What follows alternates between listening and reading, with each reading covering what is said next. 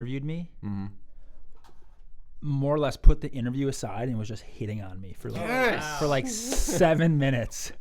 And there was another news guy, and he was like, "Let's bring this back. So you're a skier, like graduated from Lakeland," and I was like, "This is really weird." How old was she? Is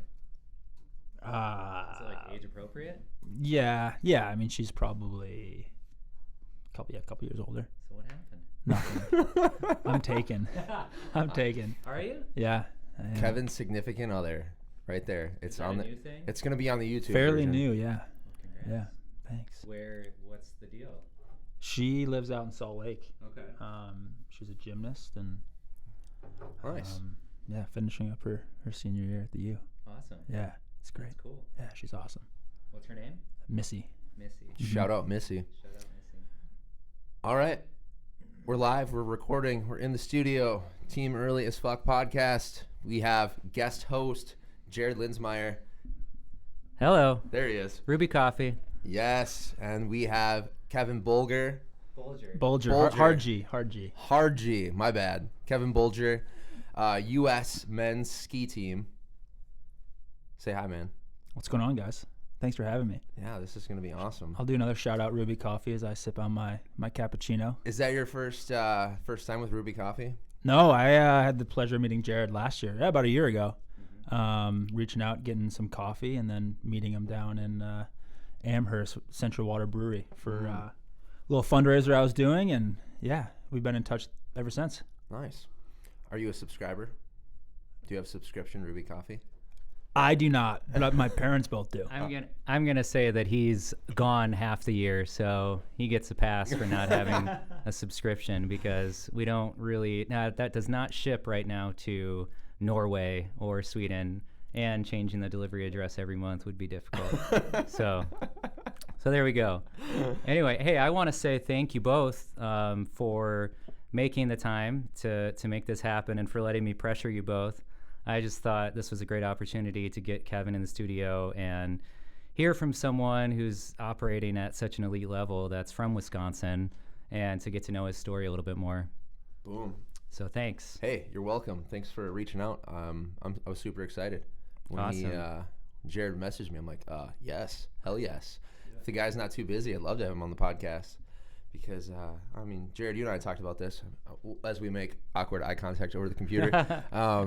Just the whole idea of many of the guests I have on is things I'm passionate about and I want to learn about, but also the amazing people that we have here in, be it Wisconsin or the Midwest, that kind of help spread this idea of badassness, heroic figures, inspirational stories, because so much of it I think is it's elsewhere, or we see like these mythical people from far away when in reality we are, all our own hero in this amazing story we call life. And it's cool to get people like yourself who are, like Jared said, performing at a high level and hear from you. So Absolutely.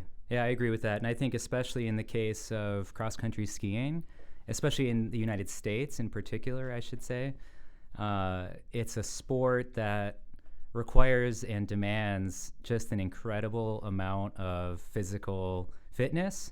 And the reward is there's a lot less exposure. These people are a lot less featured in the news. It's a sport that just doesn't get very much media attention, especially compared to what I see, at least in Europe, where, I mean, and we'll let Kevin speak more to this because this is his world, not mine. But just as like somebody who watches it, I see, in Norway and Sweden and all over Europe, you see these races that are super well attended, and these athletes that are both through sponsorship and through the purse in winning these events are getting paid like really well.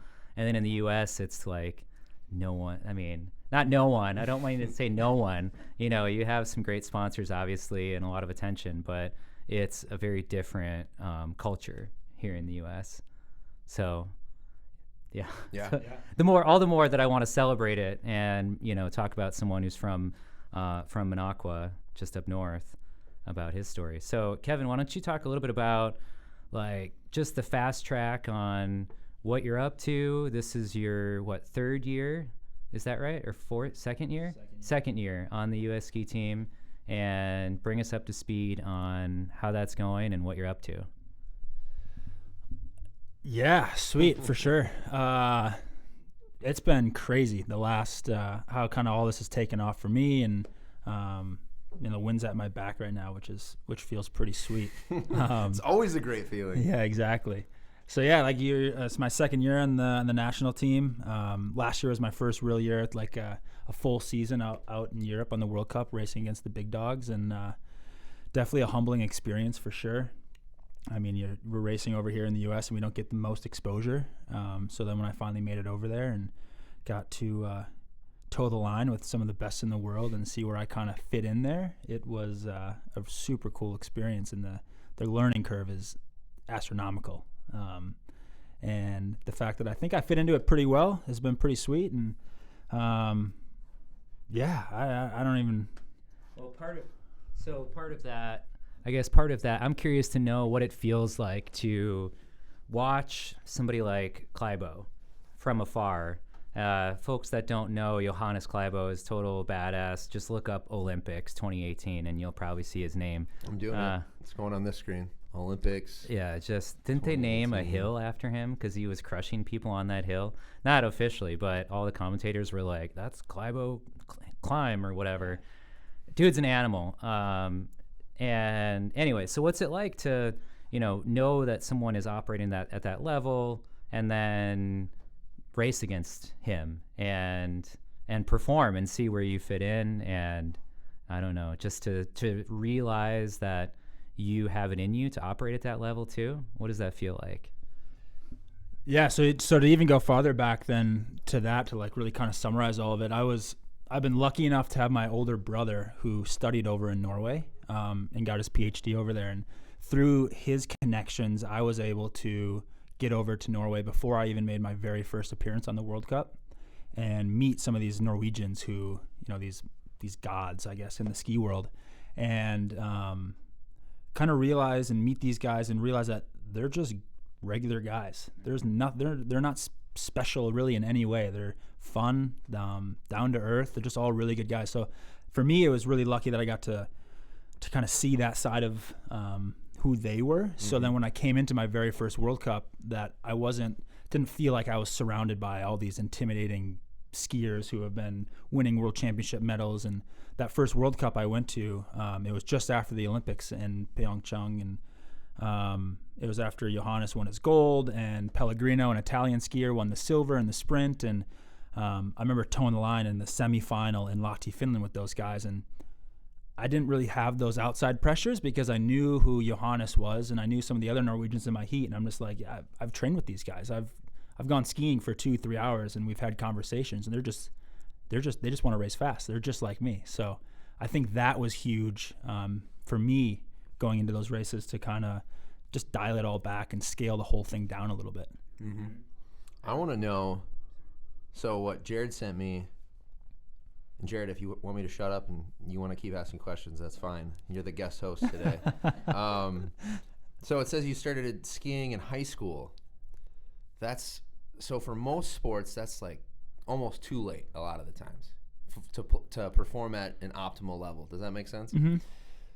What did you do before that? What did you do growing up? What did sports look like? What did activity look like? And yeah. Kind of with hindsight, looking back, what do you think set you up for success at this high of a level? Yeah. So, I mean, high school is when I really focused 100% of my time on skiing. Okay. I started cross-country skiing when I was in 3rd grade. Okay. Because of my older brother. He got into it, and more or less without him getting into the sport, I don't think I would have ever jumped into it. Mm-hmm. But I did as many sports as I could. I played soccer, football, baseball. I ran track. Kind of just did everything that I could to stay active. Mm-hmm. And then I started alpine skiing when I was, I want to say 2 maybe, which is a very limited sport here in the Midwest. I think it takes longer to get up the mountain than it does to, I don't even say mountain, get up the hill than it does to get down it. So I think that early exposure to snow sport was definitely an advantage that I had, and helped me enjoy being outside in the winter, and putting on skis. Definitely. Yeah. What's as a older brother. What's your relationship like with your older brother? It's awesome. I Yeah. mean, it's not perfect because I mean, like we definitely have our. I'd be like bullshit. Yeah, exactly. But I mean, I think when it comes to a relationship with an older sibling and a brother, I don't think it could get any better. Yeah. Yeah. So he was in skiing. He was your older brother. He got you into it. Was it like to compete with him, to do it with him, to beat him? What did that look like early on? I think it was more just, I mean, if I look back at all of my childhood, I always tried to follow my brother, and anything that he did, I wanted to do. Mm-hmm. And it wasn't because there was competition or I wanted to be better at him. I just wanted to be like him. Yeah. So whatever he did, I wanted to try and do it. And that came with water skiing, cross country skiing, basketball, everything. And then, it just kind of all. And I was lucky enough that he allowed me to do all that, and he kind of took me under his wing and wasn't kind of pushing me away from things. And there were some things he would do it, but as an older brother, of course he's got to do it. But like at the same time, sabotage your skis and he's got to make it easy. He can't make it too easy on me. So what's your brother's name? Connor. Shout out to Connor. He sounds like a great dude. Yeah, and he's actually having a kid here in like 10 days, Man. 11 days. Yeah, so Boom. big.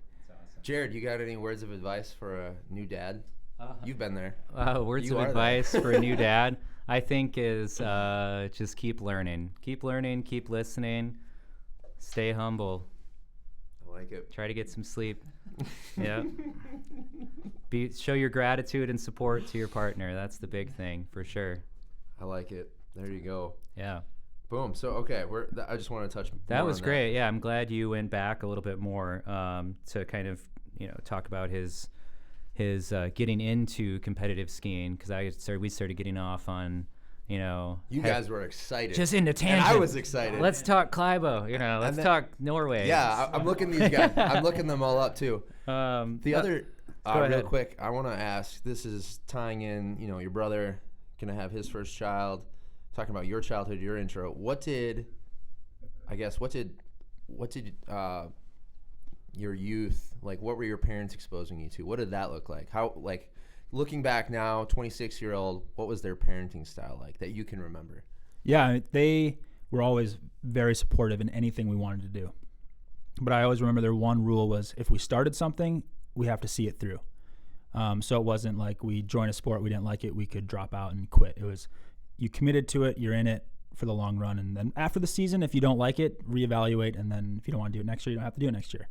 And that was with anything that we did. So I think when you really boil everything down, they should get more credit than myself or my brother, just because without them, I mean, I wouldn't have had the chance to do any of this. Mm-hmm. So for them to be along this whole ride and be as supporters and as supportive as they have been, it's crazy.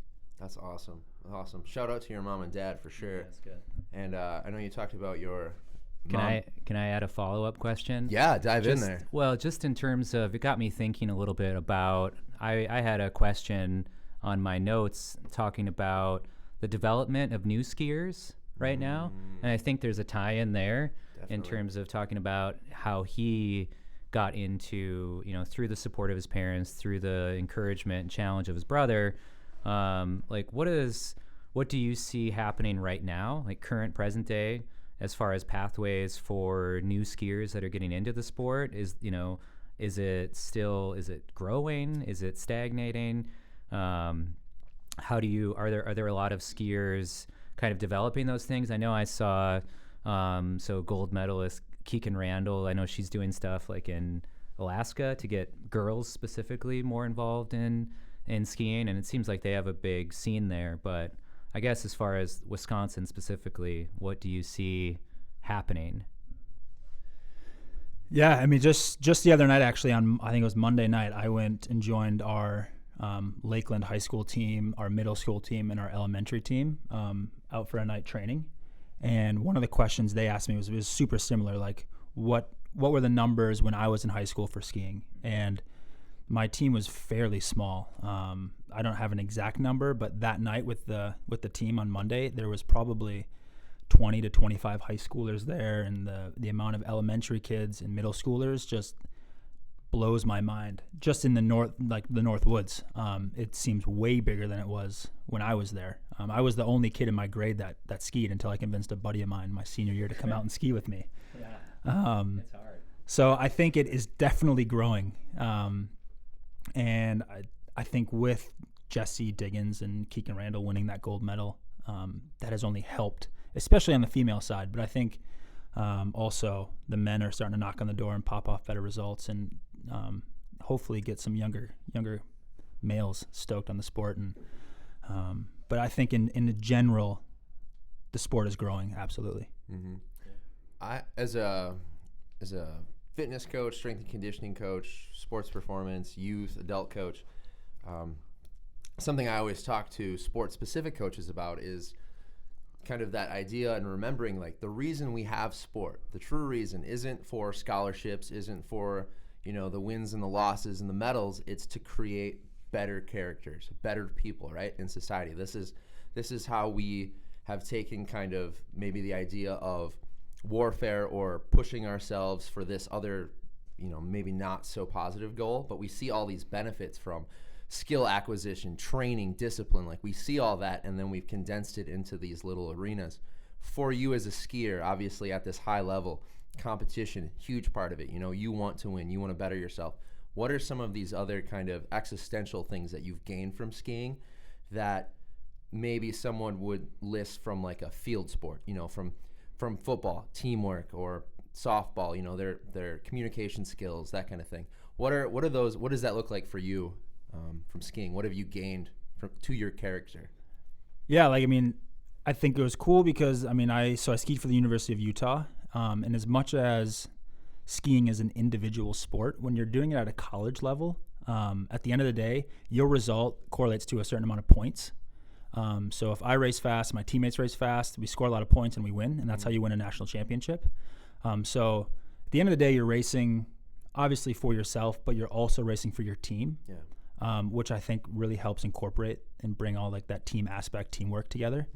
But then in kind of shifting out of that into the national team level, it's all definitely individual, and all the training is individual, but we're all doing the same thing together. But in anything, it's a lot harder to do something alone, definitely, than it is if you have support. And all the guys on the national team, Eric Bjornsson, Simi Hamilton, and Scott Patterson, all four of us, I don't think we'd be where we are today without the support of one another in any way. So I think it's easy to lose sight of that skiing is this individual sport, and that really at the end of the day, it's all about teamwork. And I think that's what the women have done really well, is shown that they've created this really good unit. And now I think that the men are finally starting to do that, and we're in a really good place. I like it. I love it. Do it. I just have a follow-up to that, to Bill's question, which is about character skill learned through skiing. One of the things I was thinking about is the physical, the pain cave of skiing is really unique. You see the physical depths that cross-country skiers go to, especially on a course with a lot of climbs. It doesn't really matter. It's like any course. When they're pushing, max level, max exertion, you see skiers collapse at the finish line. And I'm curious to know about the headspace that you go into when you're in that physical zone, and if there's like anything you say to yourself when you're in that physical zone, and how that mental physical thing happens to you during that full-on exertion. And then maybe like what Bill's asking is, what have you learned personally and gained as an individual from having, developed that grit to get through those moments and succeed and push through? It's funny because of those moments, I always tell myself that skiing is the dumbest sport, because it's like, why do we put ourselves through so much agony and pain? But it's for like those sheer little moments of having just great success. That was perfect. In the headspace that I go into, you have all the nerves. I have all the nerves before any race. But the moment I cross through the start wand or I start my race, I just go into a world of just emptiness. There's nothing there.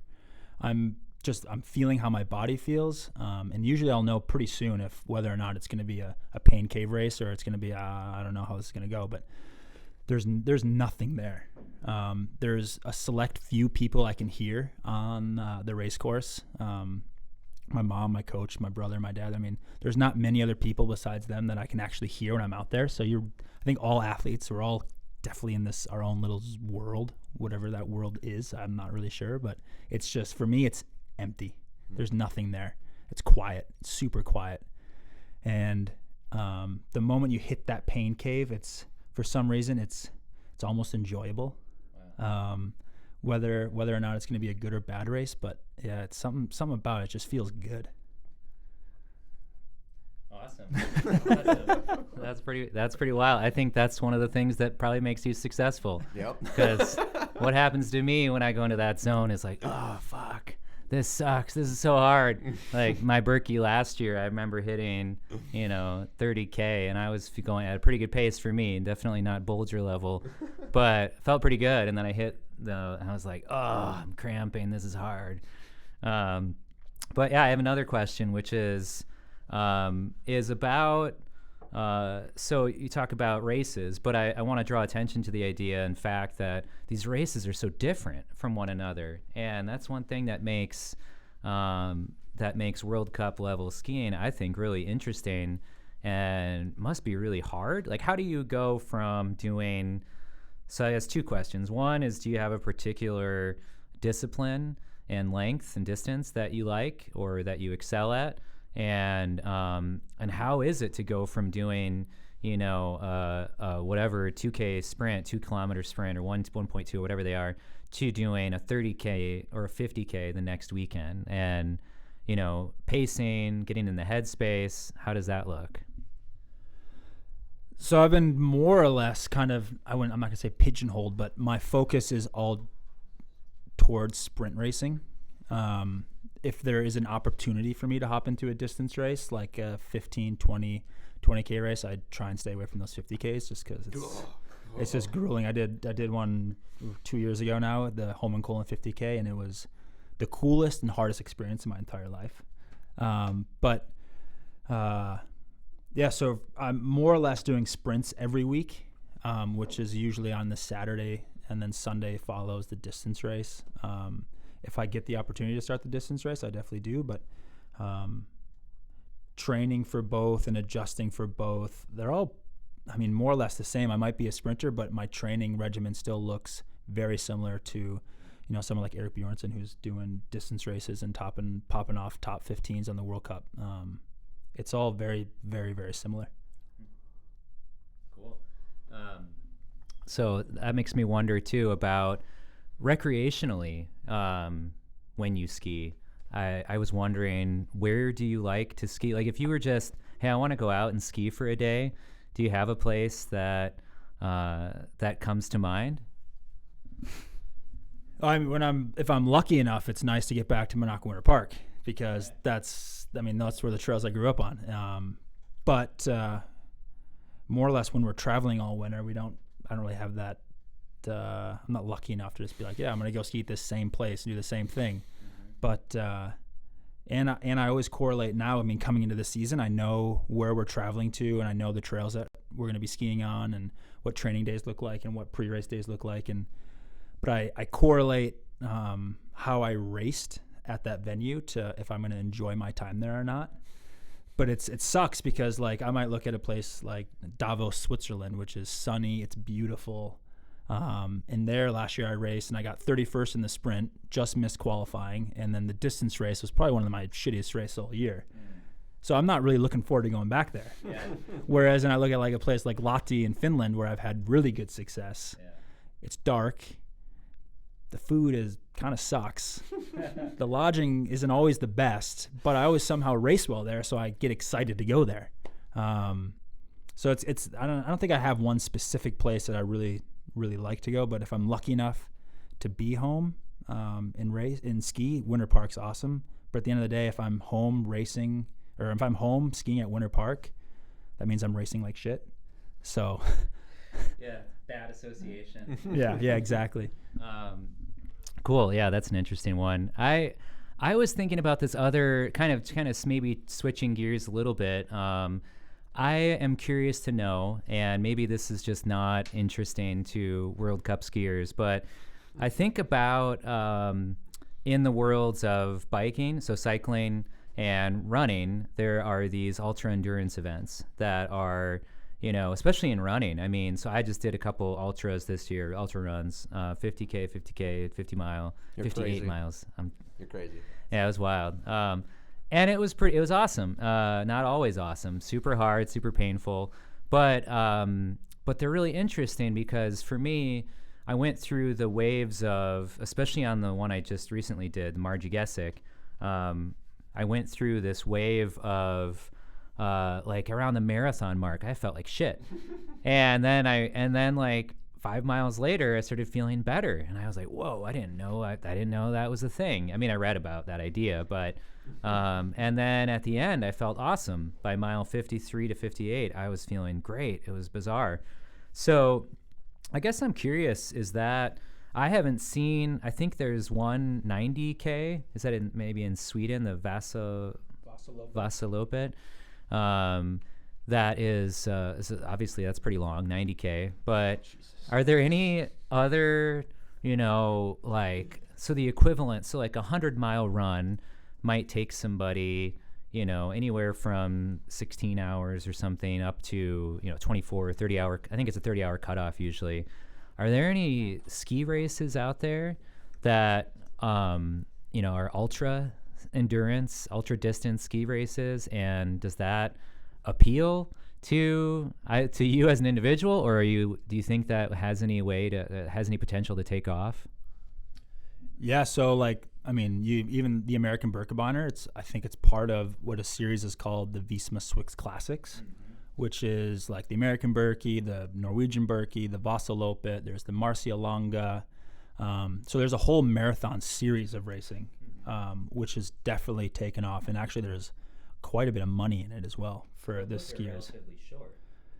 Yeah, so I mean, like on the sides on marathon, like I think there's not many races that are more than the Vasaloppet, which is, I think you were saying it's like 90K or something. And so when there's really nothing more like, there's not like ultra cross country races out there. But it's cool because those marathon races, especially in Europe, like the Birkie and the Vasaloppet, they correlate very similarly to cycling when it comes to a team sport, where they're doing team tactics and skiing as a one unit, versus like what we're doing on the World Cup, where it's you're by yourself, or maybe you're working in a train. But so those guys are actually applying very similar tactics like the guys in the Tour de France are using with a team and having drafting and sending out a chase group and sending guys off the front. And it's actually really cool. The last year's Vasaloppet, Team Kotang, some of the guys I trained with in Norway, played like the perfect team tactics I have ever seen in a cross country ski race. And they ended up going like 1, 2, 3,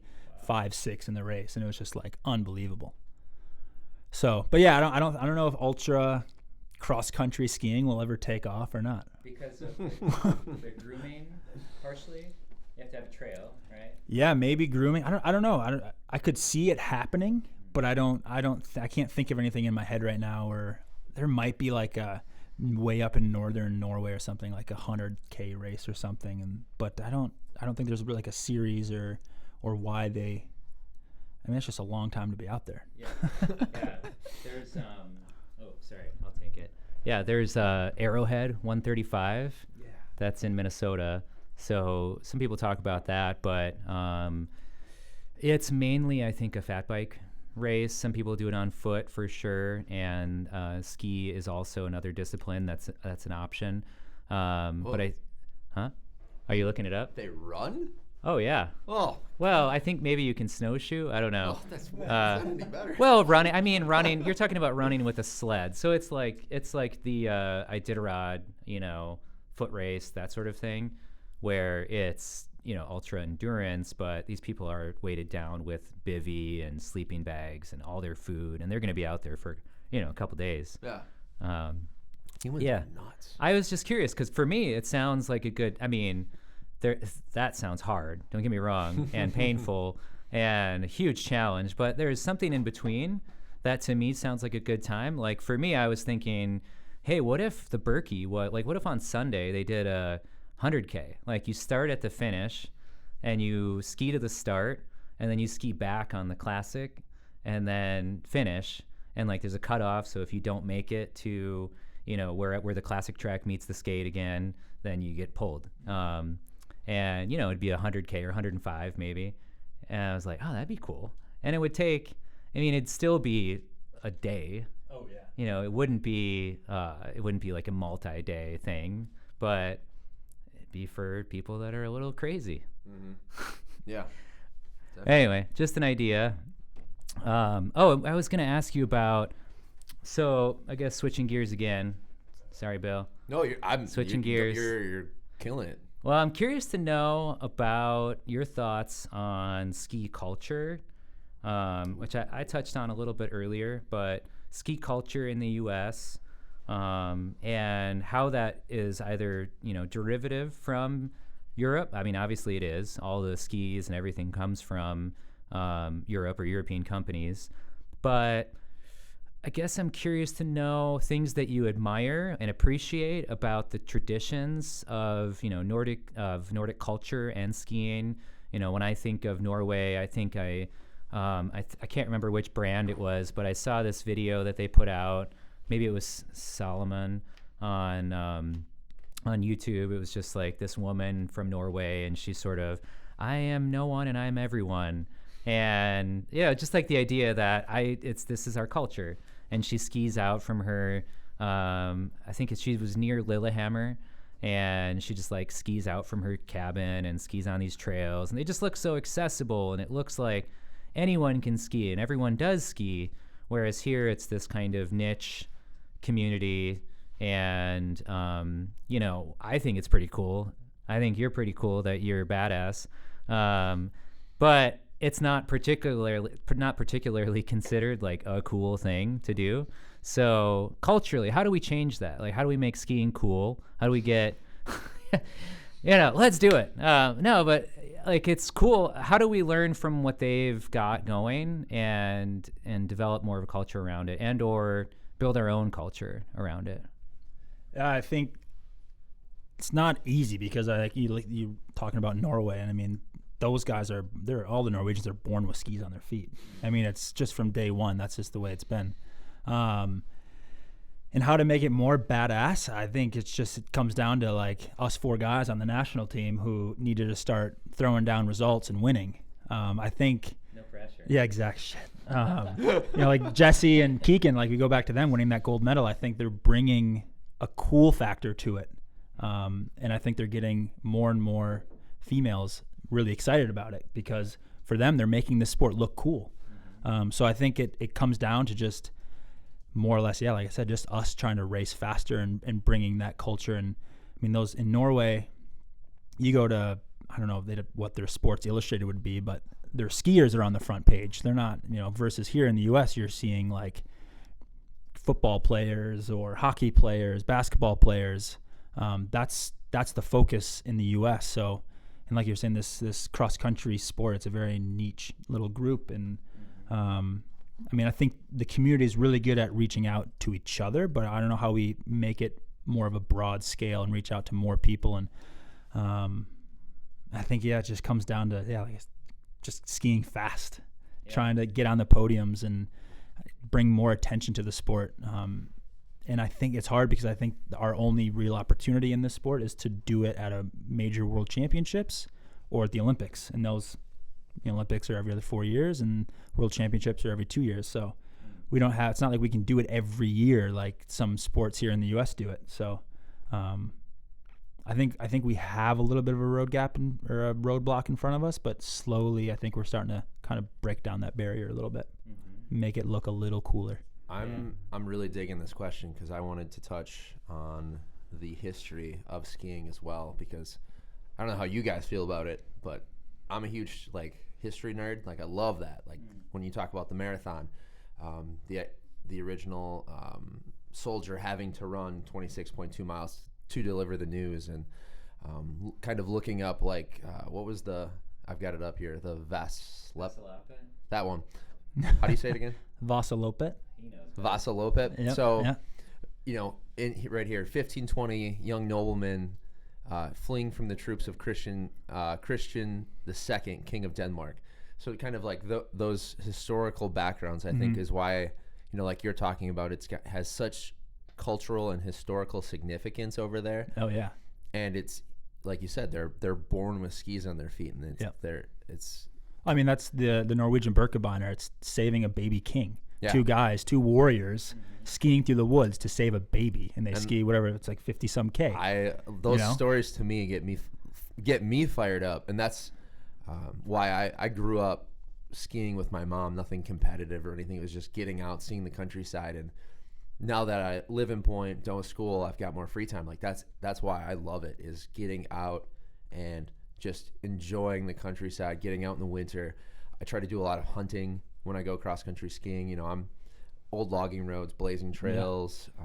So for me, that's what I get out of it, and that's kind of like what I like sharing with people. But the level you're operating at and kind of spreading the message and the growing the culture, I think like you've been covering is spot on for where we are at right now with society, is kind of like showing the competitive nature of it and the excitement of it, and how we can watch it, see people operate at this high level, and then at the same time be like motivated to get outside. That's what I'm seeing about it, is more people are realizing like, hey, I'm following all these elite athletes for a lot of sports that I can't do, or like there's no real place that you can go, play football at, for sustainable recreation or sustainable health, or people that follow basketball and then they're like, oh, I'm going to go do basketball for fitness. It's like, well, then those people have like jacked up ankles, jacked up knees, because they're not doing anything other than going hard on a hard pavement, and their bodies aren't prepared for it. Whereas it seems to me like something like skiing,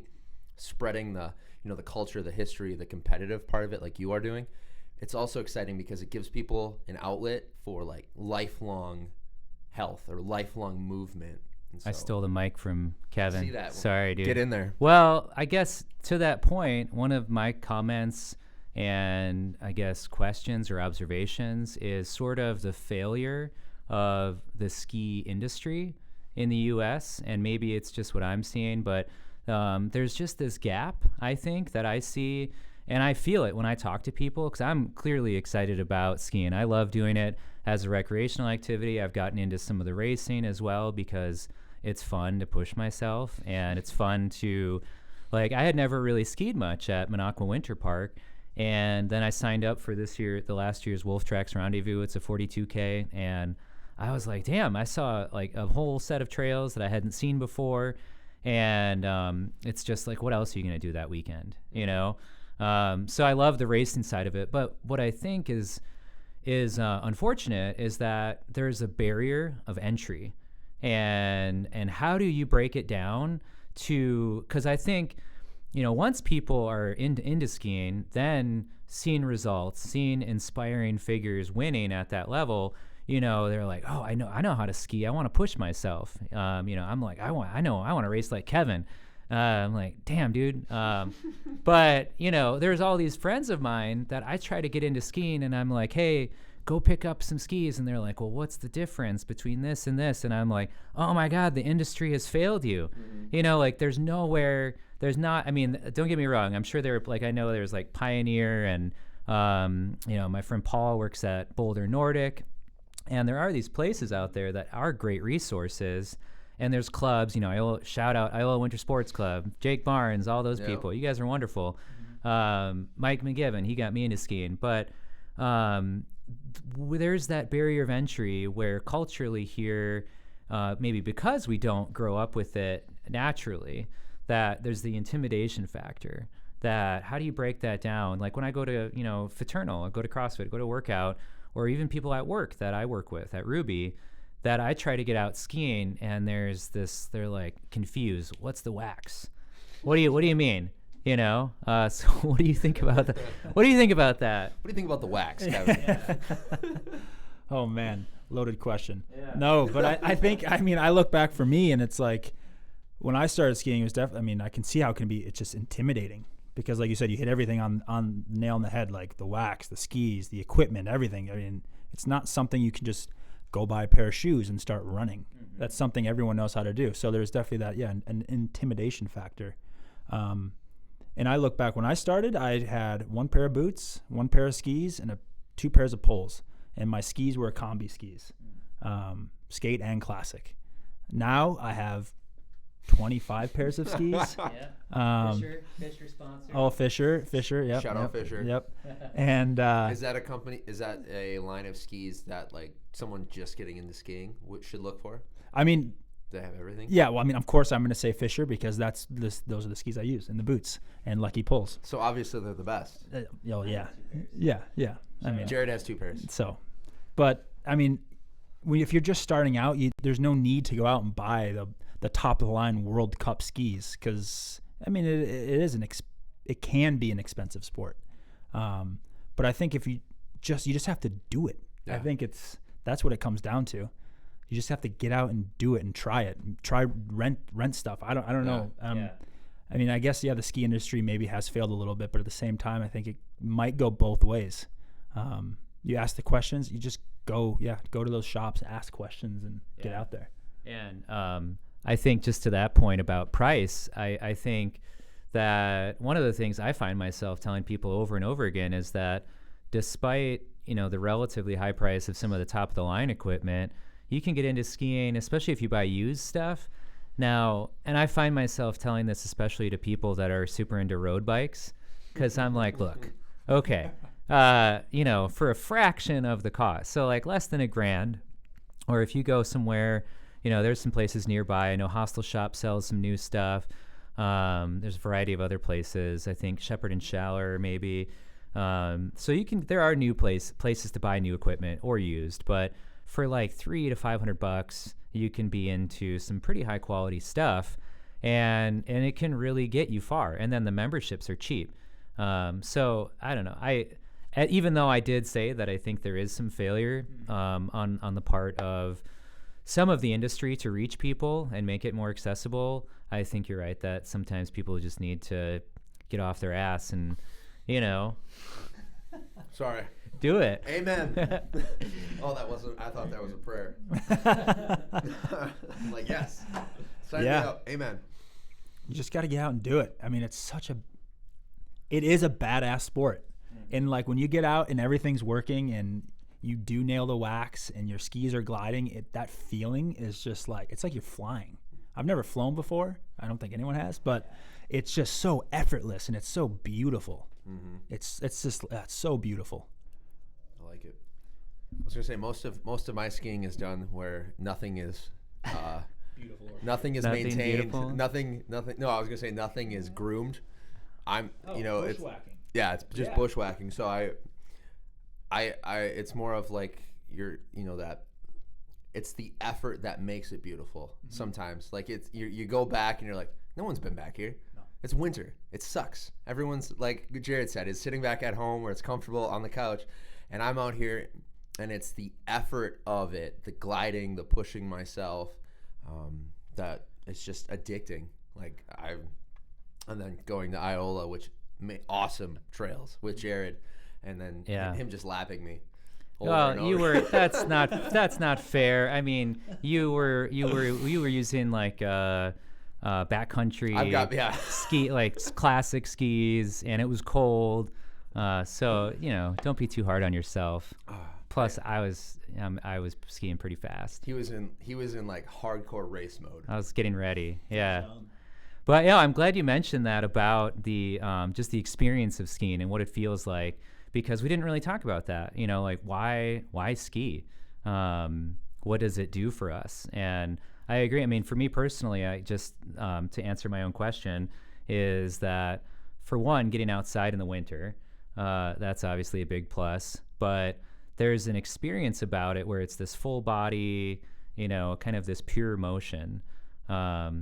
And I wonder, like, for you, does that wear off at all? I mean, the beauty and excitement of it when it's like your grind, it's your sport, it's your, it's your profession, right? Does the beauty of it wear off as you keep, tacking on the kilometers?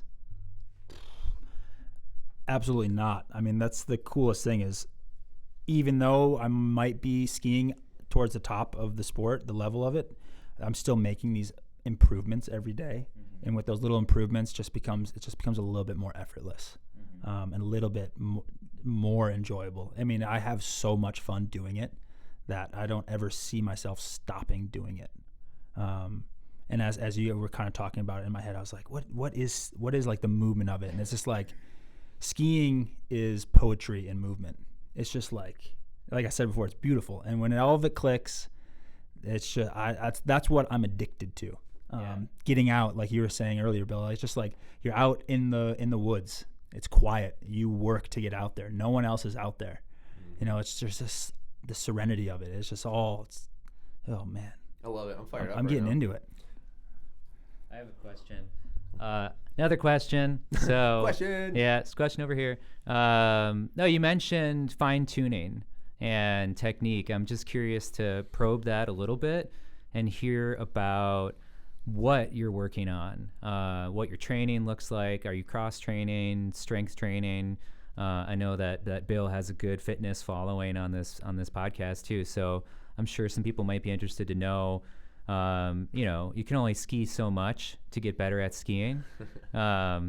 So obviously intervals, and I saw you post some pictures mountain biking out in Colorado was your sister or Sun Valley. Sun Valley. So what could you touch on a little bit about your training, cross training, things that you're trying to do to up your technique? Yeah. So, I mean, we do a lot of skiing. So anything that I can do to break up that monotonous routine of skiing or roller skiing, and roller skiing is what we do primarily in the summers, is just an added mental break to everything. So a lot of mountain biking, which out west is awesome, and even around here in the Midwest, I think it's starting to take off and become more and more popular. But yeah, so a lot of mountain biking we're doing. We're getting in the strength room. I'm getting in the strength room twice a week. And on top of that, I'm doing, for skiing specifically, it's such a balancing and core, motivated movement sport. Like, I'm doing core every day for stabilization. If you have a weak core, you're probably not going to be a great skier. So strength is just as important as training. I'm just going to interrupt Kevin and say, just check out his Instagram page. You'll see his 18 pack. No worries there. He's got the core. Now he's there. He's munching a grape. No, that's cool. I'm curious to hear about some of the training stuff. So that's interesting. I guess I also want to know about goals you have for yourself for this year. I think that's fascinating to hear. What people want to, what they expect from themselves, both what you think is realistic and then what you think is, I don't know, maybe beyond realistic, like dream situation. What are you hoping for? What are you targeting? Yeah, it's really sweet because this year there's no World Championships, there's no Olympics. It's just a regular World Cup season with a shit ton of racing this year, and 2 tours, which is just mind-boggling.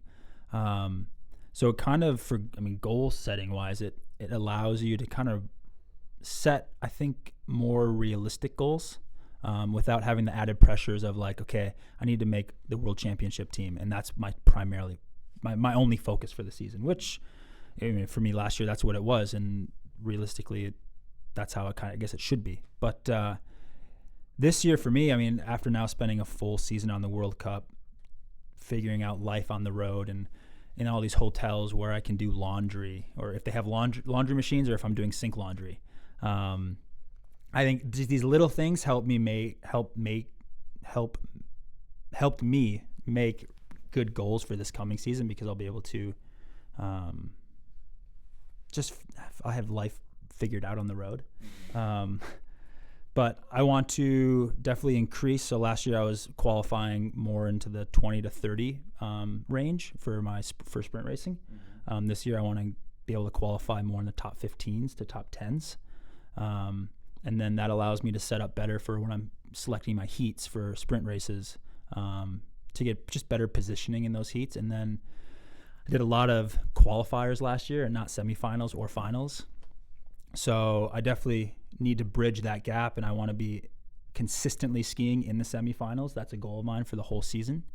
And then, and that's a realistic goal. That's something I think I can do for absolutely. And then I think you also kind of need to make goals that are a little lofty, because that's kind of where you get a little bit that extra drive from. So, and then from there, it's winning a World Cup race, my first World Cup, and that's a goal I would love to do next year, especially in Minneapolis when the World Cup comes to the U.S. for the first time since 2001. And it'll be in front of my friends, my family, and it's kind of home turf. I mean, it's Minnesota, it's across the border. It counts it a little bit.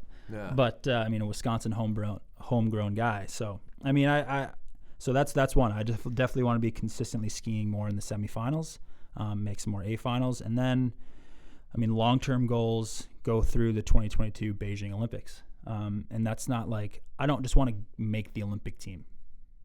I want to go to the Olympics and make the A final in the sprint. That's my goal. So it's not just making the team. It's beyond that. It's I'm gonna be there, and I'm gonna try and make the A final. Like, that's my goal. I don't even consider not making the team, because for me, that's just like, I'm gonna make it. You want a medal. That's just, I want it. Yeah. Want it. I want it. I like it. We're gonna have to wrap this up with a few more questions. I need to get out in a tree stand. It's the rut. And I love you guys, but yeah, that's cool. I'm fired up right now. Now I'm like, I need to go kill a deer. I'm going to kill a deer and throw it over my shoulders and hike it all the way out, because I'm a badass. I don't know about the last part, but everything else you just said is true. I will probably either drag it out or tie it to a stick and carry it out. Yeah. I think I have one question. Because I just saw he was out in New York, and I'm curious to know what were you doing in New York? You're all fancied up in a suit and stuff. What's going on? Yes. So that was our biggest fundraiser for the U.S. ski team when it comes to fundraising. There we go. It was called the New York City Gold Medal Gala, and fancy. It was definitely very fancy. Suited up for a night, white carpet, which I don't know. Maybe it's because we do snow sports. They did white instead of red. I never really thought about that, actually. But so that's what we were doing out there, and trying to, meet some of the big supporters behind the U.S. ski team. Because without those guys, winning medals wouldn't be possible. Yeah, definitely. I like it. Thank you for reminding me. That was gonna be one of my concluding questions for you, was where can people reach out? What you've got going on in Point tonight at Central Waters, and we can conclude with those. My last question for you is kind of the idea, and we touched on it with the pain cave, and why you do what you do, what motivates you. Have you heard of the concept of flow when it comes to performance? And if so, what do you read anything for sports psychology? Are you thinking about it? Do you just kick ass, wake up, ski, repeat, that kind of thing? Is it all natural, or like what? Do you have any kind of, maybe like inspiration or strategy or kind of like approach to the mental side of life, performance? So I'm not super familiar with flow. Okay. I'm assuming it's just flow. Yeah. Like feeling good. It's the idea. Yeah. A flow state of. Yeah. The idea of how can we optimize performance. It doesn't need to be physical performance, but how do you create an environment where you are challenged by what it is you're doing, and that challenge is meeting your level and pushing you to improve. So how do we, where like 3 hours of skiing feels like 15 minutes, that kind of feeling, or like a competition where you're skiing the fastest you've ever skied, you're skiing against guys that on paper should be beating you, but you have the performance of your life. Like, how do you create those moments, or what's your approach to, the mental part of it? Because you're out there for a long time in some of these events, training, it's a lot of hours. What does that look like for you? There's days where, those 3 hour workouts feel like 15 minutes, but then there's days where those 3 hours feel like 3 hours. And I don't know if there's anything you can do in that sense. Yeah. But I've never worked one-on-one with a sports psych. I've done it in a team setting with the national team, and when I was skiing at Utah. and definitely have had some takeaways from there. But at the end of the day, when I go to the start line of a race, my confidence comes from what I've been doing all summer. And if I know I put the work in, the time, the effort, then I know that I have to be 100% confident in all of that and that I'm going to race my best. If I second guess that at all, then I'll start spiraling down. But yeah, it just comes down, for me, it just comes down to the self-talk. I did the work. I put the time in. Let's go out and fucking race like a badass. I love it, man. No, that's perfect. There's really no right or wrong answer. I just like to hear from people. Yeah. And that's just kind of how I like boil it down. Yeah. I like it. Awesome. So yeah, just in closing, I guess I'm just curious to know if you have anything else that you think we missed or that you feel is really driving you right now that you want to chat about or mention or anything like that. Otherwise, thanks for being an inspiration. Keep on crushing it. Yeah, no, I think there's a lot of outside motivation, but I mean, for me being home right now in Wisconsin, the wood of like the big logs of the fire, the motivation, it comes from local support. So like right now being down, going to Central Waters Brewery for a fundraiser, and the other night being with the Lakeland High School ski team, going over to Rice Lake on Friday and then Hayward on Saturday and then Minocqua on Sunday for these fundraisers and events I'm doing. I mean, local support for me is the biggest part of, like, the biggest motivation. I mean, this is where I grew up. This is where I was racing. And now everyone behind me is, that fuel. And for me, being able to give back a little bit, to do stuff like this, anything I can do to give back to the community that gave so much to me is just rewarding. And I never want to let myself down when I'm out skiing, but I definitely don't want to let down anyone else. And that's, so I might be racing for myself, but I'm definitely racing for a lot of people out there. You're a badass dude, Kevin. Where can people, I'll have your website page up, but where can people reach you on social media if they want to follow along, get inspiration, check out your 6-pack or your 18-pack, get some tips on training? Where can people follow you? Biggest is probably Instagram. Just my name, Kevin Bolger. That's probably the easiest way to track me down. Perfect. Yeah. I have an athlete page on Facebook as well, but it's more or less an extension of my Instagram. So Instagram is definitely the biggest. Awesome.